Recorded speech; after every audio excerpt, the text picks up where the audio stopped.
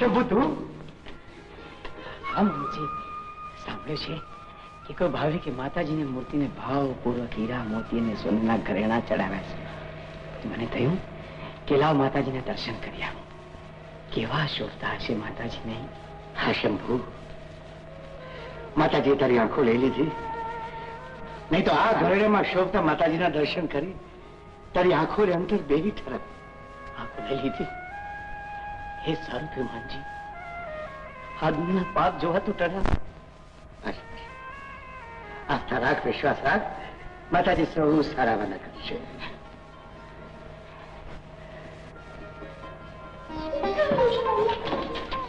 અરે બાપુ, રૂપાની ત્યાં જઈને હમણાં પાછી આવું છું. પણ સોપો પડે એ પેલા ત્યાં ઘર ઘર થઈ જાય. અરે બાપુ, વીજળીની જેમ જઈને ચમકની જેમ પાછી આવીશ. માનજી, કેવો મીઠો અવાજ. કોણ છે આ છોડી? મારી દીકરી સોના. એને મોસાથી થોડા દિવસથી અહીંયા આવી છે. જેવો મધુર અવાજ, એવા જ ના રૂપ અને ગુણ છે નહીં? આ શંભુ બહુ સમજુ છોડી છે. થોડા દી મહિને લગ્ન લેવાના. ભલે ભલે ભલે માનજી, ભગવાન એને સુખી રાખે. માનજી, હા, જય ભવાની મા. જય. રામ રામ કંજભાઈ. કા કાશી વર્મા છે તો હંધાય એમ કેમ ને? હંધાય મજામાં છે ને. અટાણે હટાણે ગયો તો ને હવે જાઉં છું ગામ ભણી. હટાણા નવી લાઠીઓ ખરીદવા ગયા હતા? જાણું છું રૂડાભાઈ, જાણું છું. દર વર્ષે મેળામાં તમારું રામ પર જીતે છે એટલે તમે આમ મરમ કરો છો કા? પણ રૂડાભાઈ, કઈક તમારી લાકડીઓ સવડી પડે તો કઈક અમારી લાકડીઓ સબાકા બોલાવે. હો, બરાબર છે ને? યાદ છે રૂડાભાઈ? યાદ છે? આજથી 7 વર્ષ પહેલા ઈ જ મેળામાં મેં તમને તમે મને હરાવ્યો તો ઈ વાત સાચી, પણ ઈ કેમ ભૂલી જાવ છો કે ઈ પહેલા 6 વાર તમને ભોય ભેળા કર્યા હતા? પણ સાચું કહું રૂડાભાઈ, હવે આપણી ઉંમર થઈ. હવે આપણા હાથમાં લાઠીઓ નહીં, માળાઓ શોભે માળાઓ. આશીર્વાદો. પણ આ વખતની સાઠ મારી માટે તમે તમારા કેશવને તૈયાર કર્યો કે નહીં? અને મેં પણ મારા ગોપાલને ગજવેલ જેવો તૈયાર કરી મૂક્યો. આ વખતની સાઠ મારીમાં પાણી મપાઈ જશે. ભલે ભેળા થઈએ મેળામાં. હા, હાલો રામ રામ. એ રામ રામ રામ રામ રામ.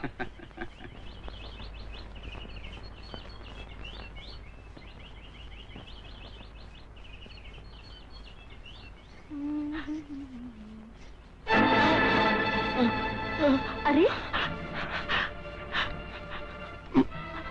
મારી લાકડી, મારી લાકડી. અરે શંભુભાઈ, તમે હજી સુધી ઘરે નથી ગયા? કોણ? હું સોના. હા, પૂજારી બાપુની દીકરી. હા. મારે ભૂલી ગયો હતો. મને મને થોડી સુધી મૂકી જા ને પછી મારી મેં ચાલી જઈશ. હા ચાલો. હા શંભુભાઈ, આજે મને બહુ મોડું થઈ ગયું. હા, મારે જલ્દી ઘરે જવું જોઈએ. શું થયું? પગમાં કાંટો વાગ્યો. કાંટો? આ શું કરું છું? પ્યાર. તમારી આંખો સાચી છે સોનારાણી, સાચી છે. આજ તો હું નહીં છોડું સોનારાણી.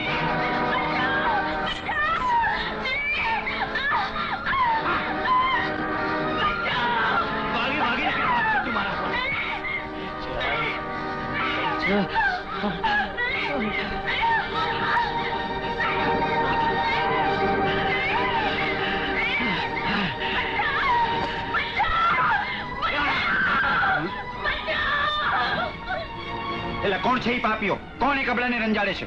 એટલે ગામના જાળવા ભાળવા હોય તો મૂંગો મૂંગો હાલતો થા. માય કાગલો થઈને ગામના જાળવા ભાણું, એના કરતા મરદની જેમ મારી અહીં ખાંભી ખોડાય મને વધારે ગમશે. તો થઈ જાય માટી.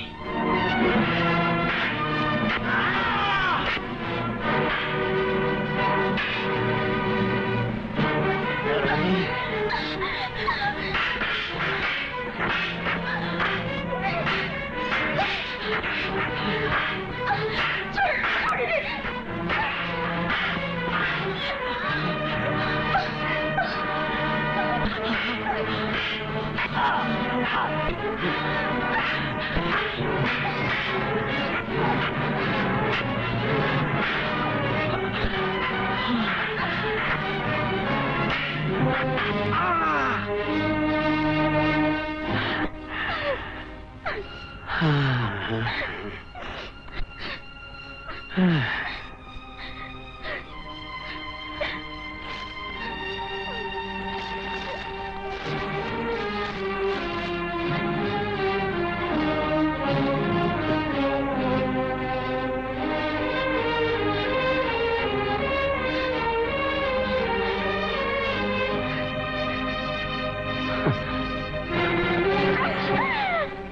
સમજદાર છે સોના રાણી. કઈ વાંધો નહીં, આગલે જન્મે ફરી પાછા આમ જ મળશું.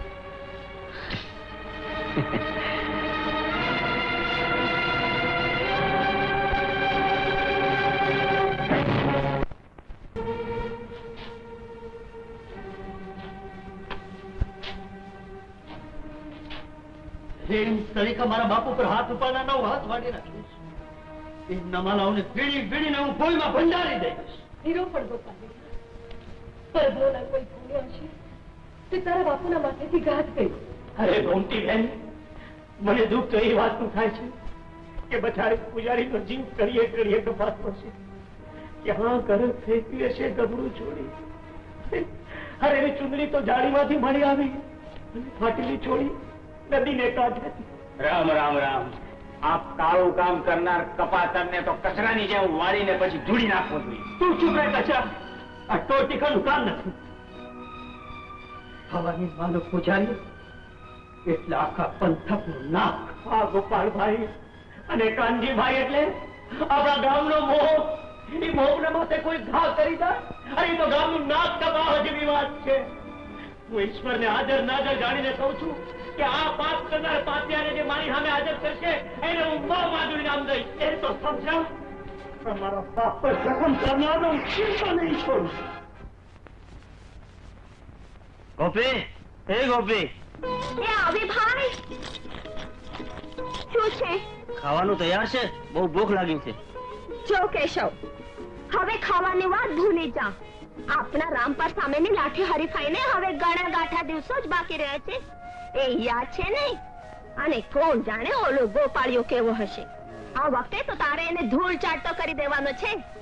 એટલે અત્યારે જા અને લાઠીના જુદા જુદા દાવપેચ જમાવતો રહે. અને જ્યારે થાકીને સાવ લોટપોટ થઈ જઈશ ત્યારે જમવાનું મળશે. શું? આ વખતે તો આપણે ઇનામ જીતવાનું છે રામપરને. હા. અરે કેમ નહીં જીતે? દીકરો કોનો છે? અને આ દીકરી કઈ નહીં. અરે આ મારી દીકરી, આ મારી દીકરી તો 7 દીકરા બરાબર છે. લે ભાઈ ઉપર. હા ભલે, જાઉં છું. ભલે બેટા ભલે.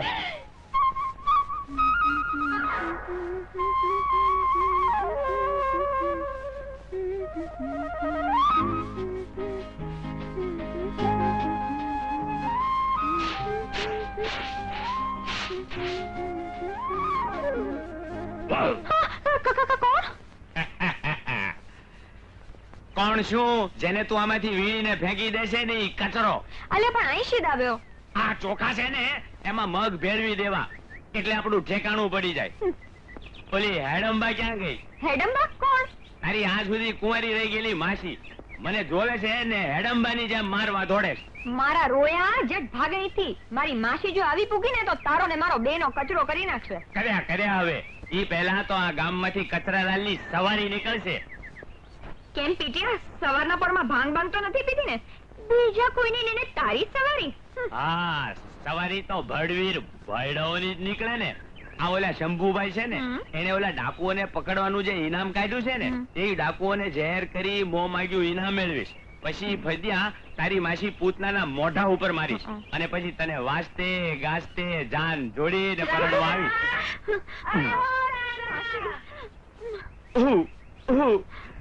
માસી પૂતનાની પનોતી બેઠી. હાલ હું જાઉં. કેમલ્યા ડાકુઓને પકડવા ગયો તો ને માસીથી બી ગયો ને? હવે હાલ કોણ બીવે છે એનાથી? બોલાવી ઝાડીને પાતળી હોટા જેવી નો કરી નાખું તો મારું નામ કચરો નહીં. જા. શું માસી? કેજો કામકાજ પાછી તો પૂછે છે શું માસી? અરે આટલી વાર કેમ લાગી? એ તો હા માસી ઘરમાં છે ને વાંદરો ઘૂસી ગયો હતો એટલે ભગાડતા વાર લાગી. શું પાંદરી તે વાંદરાઓને હેડવો છો શા માટે? શું કરું માસી, હળી ગયો છે. હા ખૂબ તાકી ગઈ છું. રાધા, હા જરા માથું દબાવી આપને. હા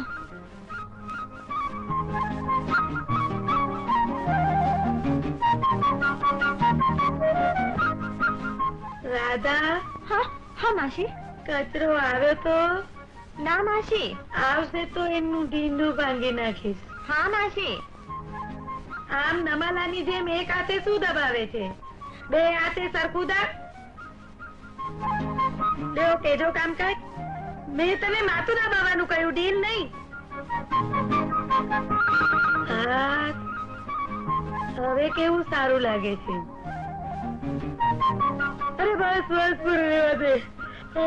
મને તો ઊંઘ આવે છે. જા, તું એ જઈને સુઈ જા.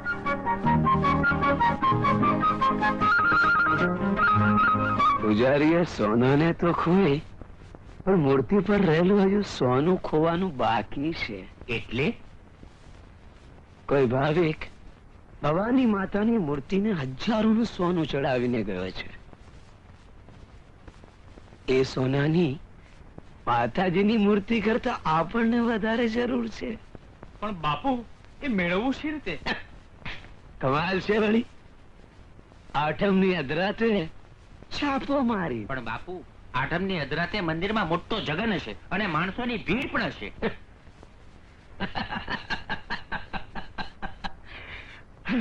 અરે એટલે તો આપણને બેવડો તડાકો છે. માતાજીની મૂર્તિ ભેળા ગામની વહુ દીકરીઓના ઘરેણા પણ ઉતરાવી લેજો. અરે અરે આ ધર્મીનો માલ અધર્મી નહીં વાપરો તો બીજું કોણ વાપરશે?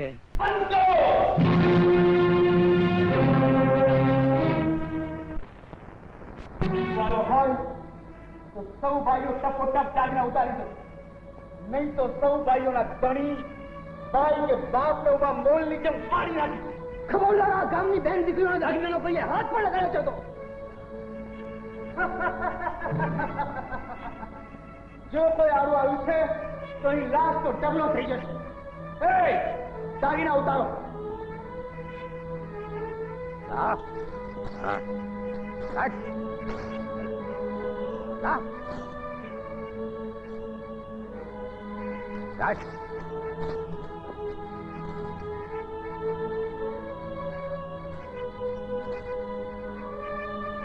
ચાલ જલ્દી ચાલ.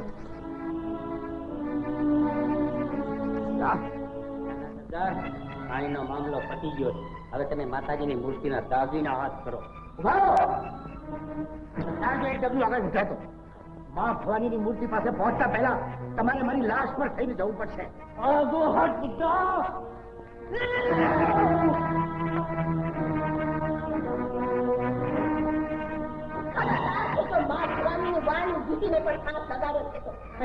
એ છોડી આજી હાથ, નહીં તો તલવાર તારી ફરી લીધા. અરે નાલાયક, આ ગામની અસ્થિના દાગીના લઈ જવા માટે તારે નવો અવતાર લેવો પડશે.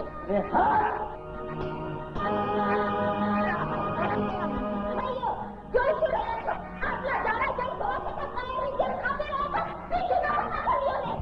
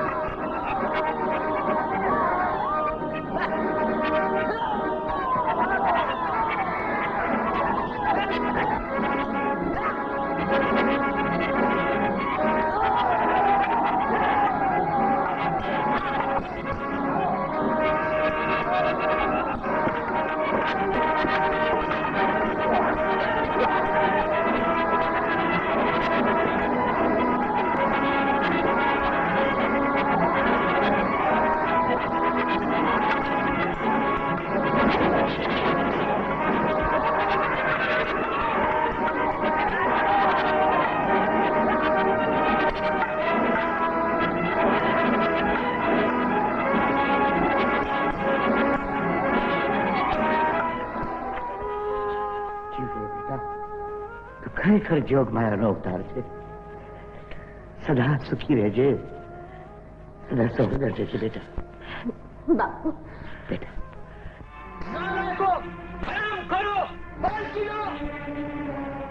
એક ગાય જેવા ગભરું ગામડિયા હતી અને એક છોડથી તમે લોકો હારી ગયા. પણ બાપુ ખબર છે હજારોનું સોનું હાથ તાળી દઈને ચાલી ગયું. પણ મુખી બાપુ એ છોકરીની ઉશ્કેરણીથી આખું ગામ ઉમટી પડ્યું હતું. હા બાપુ, એ છોકરીની પણ જોગમાયા છે. જોગમાયા? તો જોગમાયાના બલોયા તમારા હાથ પર તરી લેવા તારે? પણ સરદાર જરા પણ હુકારો કર્યો તો તારી જીભડી ખેંચીને તારા હાથમાં લઈ દઈશ.